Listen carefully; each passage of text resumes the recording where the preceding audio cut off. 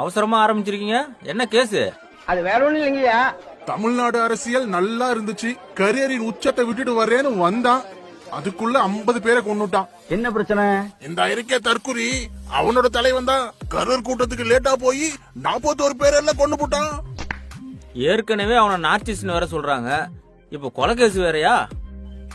ஏப்பா தம்பி, கூட்டத்துக்கு எதுக்கு லேட்டா போனாரு? கதறு கதறு. 27ஆம் தேதி ஷெட்யூல் பண்ணது திருவள்ளூர், எதுக்காக கரூர்ல போய் கூட்டம் போட்டீங்க? ஊப்பிங்க தான் எல்லாத்துக்கும் காரணம் ப்ரோ.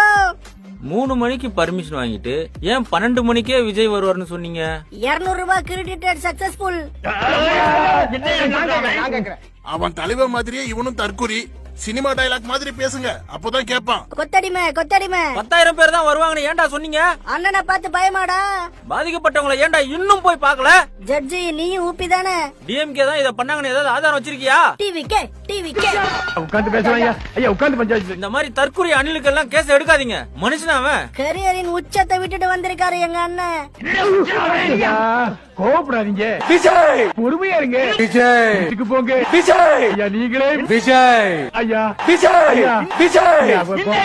தலையே குழம்பிட்டாரு. ஏண்டா தற்குறி, அரசியல் தெரியலன்னா மூடிட்டு இருக்க வேண்டியதானே, பண்றதையும் பண்ணிட்டு தேவையில்லாம பழி போடுற. What uncle, it's very wrong uncle. ஒண்ணுத்துக்காச்சும் பதில் சொல்லு. கதறு கதறு. கேட்ட கேள்விக்கு பதில் இருக்கா? தற்குறி தற்குறி தற்குறி தற்குறி தற்குறி. அப்பாடா, தளபதியை காப்பாத்தியாச்சு. ஏன்பா, நானும் விஜய் ரசிகன் தான். அடுத்த கூட்டத்துக்கு போவோமா?